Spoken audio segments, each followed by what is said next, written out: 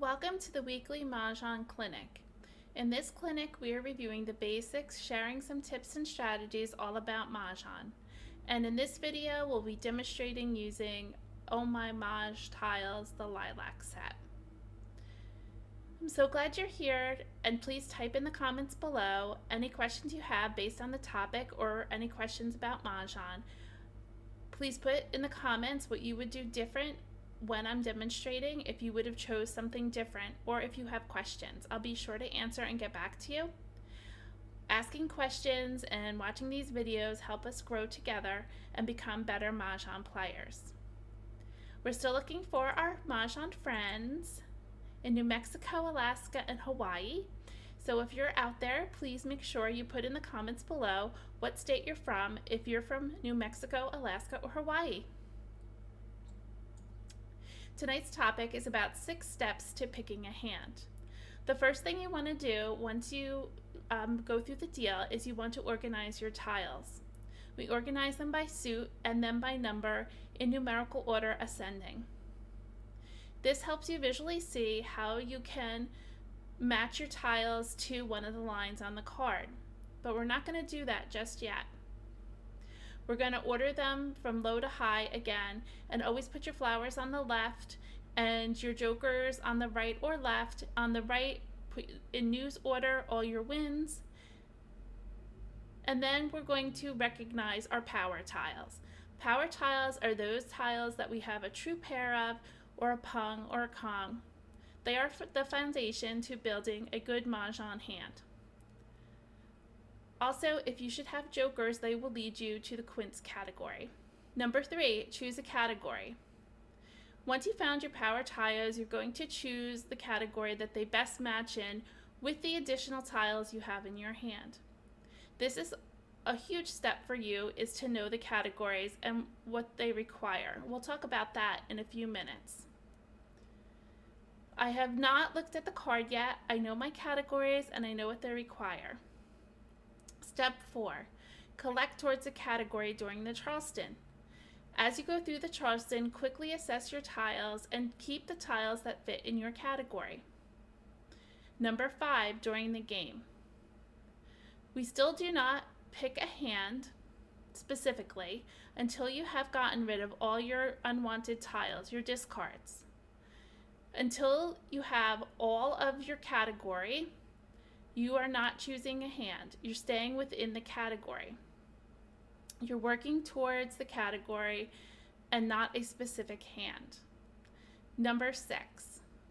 Finally, use your power tiles, meaning those pairs, triples, and kongs, and you will find a specific hand in the category. You can start looking at the card. Make sure you keep it by suit and you fit it into the hand that works best. There are often an A and B hand, so keep them available. This will also free up some tiles that you can continue to discard. You keep whittling away. Next week we'll talk about deciding between the A and B hand. Tonight I am demonstrating using ilovemahj tiles, the lilac set. They've been generous enough to give us a discount code, and you can use the code Mah Jongg Class and get 10% off your purchase of an ilovemahj set. They're beautiful, and every time I play with them, everybody enjoys them. They have other items as well as the mat I'm also using tonight. Be sure to become a channel member. You can join my channel by clicking join, and you can choose what level you wish to participate in. People get badges, and it shows the support for our channel and continuing to build our Mahjong game and learn skills. Thank you for your support. Please be sure to hit the subscribe button. I thank you for always supporting me. Give me thumbs up for topics you enjoy, and be sure to share with others about our Mahjong YouTube channel, Mah Jongg Class. Always put your comments below. I love hearing from you. It makes my day. I love hearing all about what you enjoyed most about the video. Thank you again. We're going to go and talk about step 3. How do you learn the categories and how to collect towards them? I'm going to go into detail on how to do that. After you organize your tiles and you're choosing a category, it's helpful to know each category and what you need to collect. I rarely look at the card when I'm playing at the initial start through the Charleston. I just know what I need to collect for each category. First step is learning the 10 categories, and the second step is what do you need to collect in each category. In 2024, what you need are the numbers 2 and 4 in any suit, the white dragon only because it is now 0, and just wins. In 2, 4, 6, 8, obviously you need the numbers 2, 4, 6, and 8, all the dragons, the white, green, and red, and flowers. When you're collecting the numbers, it's all the numbers in any suit. In any like numbers, the number you choose in all suits, so just one number, all the dragons, white, green, and red, and just one of each wind, news. In addition hand, you need the numbers 1 through 7 in just one suit. You don't need to hold any dragons, and you would need to hold flowers. In the quince section, you need lots of jokers. When you're playing consecutive run, you usually collect 4 consecutive numbers in all different suits, all the dragons, and flowers. No need to hold on to wins. In the 1, 3, 5, 7, 9 section, you should collect those numbers in any suit, all the dragons, white, green, and red, and flowers. In the winds and dragons section, there are a few runs in there. There's one with opposite suits, consecutive numbers. There's one with like numbers, 2 different suits, and there's one with 3 consecutive numbers all in one suit. So be mindful of numbers. You need to collect all the dragons, white, green, and red, flowers, and winds. In 3, 6, 9, you only need to collect those numbers in all the suits, all the dragons, white, green, and red, and flowers. No wins. In singles and pairs, sometimes you find a line that you are interested in. Each of those lines corresponds to a category. So please go to that category and collect those tiles to help you build a stronger hand. Learning these categories and what you need to collect will take the stress off of learning which hand to play. You will eventually pick the hand to play based on your pairs and based on the tiles you collect during the Charleston and where they fit in the category. And then you will whittle it down. When you have all the numbers, dragons, flowers, or winds for that category, you will then look at each individual line and find the power of your pairs and multiples and see how you can build the hand. Now let's talk about the 6 steps to picking a hand. Step 1 of picking a hand. You get your tiles. You want to organize your tiles by suit and in numerical order from low to high. Your winds can go to the right, and you can pick any suit to start with. Jokers can go on the left or the right, and you're going to keep them in suit order. And this is a flower. We're going to put the flowers on the left because that's where they show up on the card. And we only have 2 winds. You're going to organize them this way because visually you could see how your hand fits in with the hands on the card. It's always low numbers to high numbers. And you're going to pick out your multiples. So we have multiples of 8s in BAMs. And then you go around the card and pick the category where you can use 8s. Those are your power tiles. Step 3 is to take those power tiles and fit it into a category, figure out the requirements for that category, and pull the tiles that will help you with that category. So I have multiples of 8s, even though they're in different suits. I'm going to play like numbers. So in the like numbers category, I'm going to keep flowers, my 8s, and one S. So everything else will become garbage. And these are the tiles that I will use for the Charleston. And as I received 3 tiles, I will keep them if they're an 8, a wind, or any dragons that I have. So step 4 is collect all the tiles for your category during the Charleston. I picked these 3 tiles up from my Charleston, and one is a dragon, so I will keep the dragon and then get rid of the 1, and these 3 will be my next pass. These were the next tiles I received in the Charleston. I'm going to keep the east and the white. I don't need the 4, nor do I need the 3 and the 5. We'll speed it up and say the Charleston is complete. So these are all the tiles I received. So these will be the tiles that I discard. During the game, I'm still not picking a specific hand. I haven't looked at the card yet. I'm only picking the tiles I need to collect for the category. And until I have no more discards, then I'm looking at all of my pairs, my powers, to see where they can fit in the specific line of the category.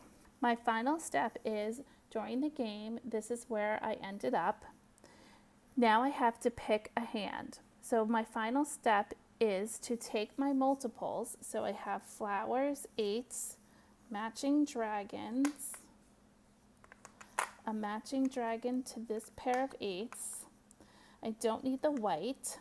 So now I have another tile to discard, and I don't have to make a decision. I can still be choosing to play line number 1 in any like numbers. I can play line number 2, or I can play line number 3. As I proceed, depending on what I pick up, will be the tiles I decide to discard or keep. At this point, my inkling is if I don't pick a north or a west, I'm probably not playing line number 3, so I'll eliminate that as the game continues. However, if I do pick a north or a west, I will then get rid of my dragons. The process may seem daunting, but with time and practice, if you use my 6 steps, it should become simpler for you. Let's go over the steps, another option in picking a hand. Again, organize your tile by suit. It doesn't matter which suit you take first.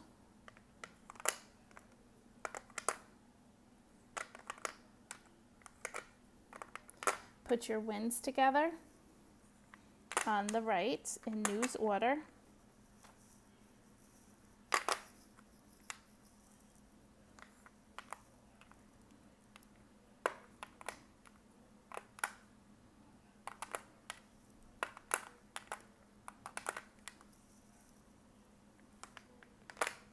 Step 2 is look for your power tiles that are your pairs, a true pair, matching. Step 3, choose a category based on your pairs. So you go through the card, again, not looking at the individual hands, but the categories and what to collect for each based on the other tiles you have in your hand. So we'll do this one a little different where I'll go through each category. 5 cannot be played in 2024 or 2, 4, 6, 8. It could be played in any like numbers. So I'll just stick it up here. We have 2 5s. And if we were playing in any like numbers, we would keep a south. We have no dragons, so that's not the best category to play. Addition hands. We are playing addition hands. We can play 5 is 7, which would mean we wouldn't want the other ones. So you keep trying to eliminate. You only have to come up with 3 tiles. Quints, we have no jokers. Consecutive run, we have a run. We could play 3, 4, 5, but we don't have 4 numbers. So I'm going to skip that. We can play 1, 3, 5, 7, 9. Keep all the 1, 3, 5, 7s, 9s.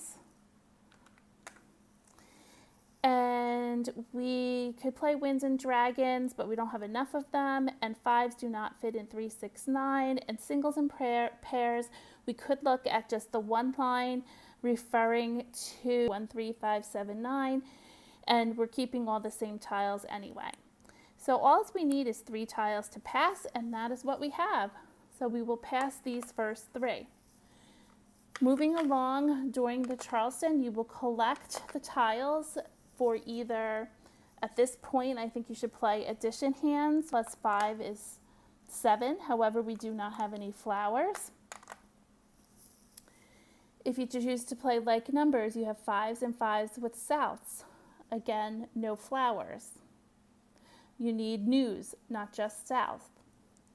Most likely we're going to play 1, 3, 5, 7, 9. So we even have more tiles we could get rid of. We have an extra south.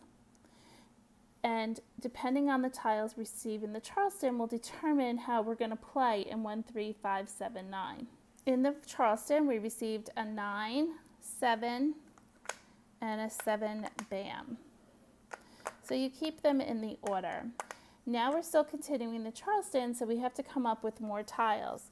This is like a lonely 9, so I'm going to take that out. I think we're going to keep the upper numbers 5, 7, 9, 5, 7, 9, and we're going to get rid of the lower numbers plus this 9, and we also have a south. So even if we wanted, we could keep the 9 dot for the upper numbers, and these would be the 3 tiles we would pass. These were the tiles we received. They're not great, we don't need them, so we're going to pass them. And this would continue in the Charleston until your hand was full, and then you could pick a specific hand based on the multiples. Let's do one more part of the Charleston and then we'll get into picking. These are what we received in the final courtesy. So we're going to keep the 7. And the 3 in the east we're not going to use. We'll put them at the end. They are going to be discarded. And so you pick a tile and discard a tile. And again, you let your hand develop. You could take a peek at the category, but you don't even need to at this point. We're still collecting every 5, 7, 9, 5, 7, 9 we can. We're also going to collect dragons and flowers.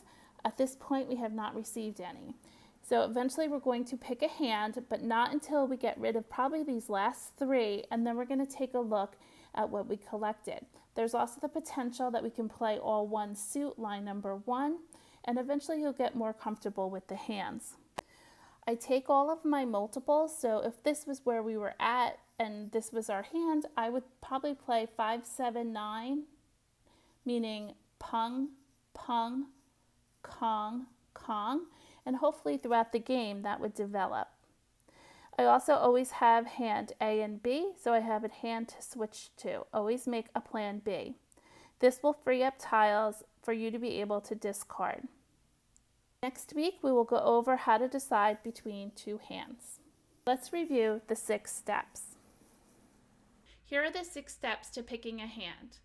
Organize your tiles, recognize power tiles, choose a category, collect towards that category. During the game, we're still working towards the category level. And then finally, once you have no more discards, you're going to decide on hand A or B. Next week, we will be discussing all about picking a hand between A and B, which one you should choose. Be sure to send your topics to me of your choice, and I'll be sure to discuss it on our next clinic. Don't forget to hit the thumbs up button. It's another way for you to support me. It's showing that you enjoy this channel. Thank you for taking some time out of your day to be here and watch the video. Have a great one. See you in the next one. Bye-bye.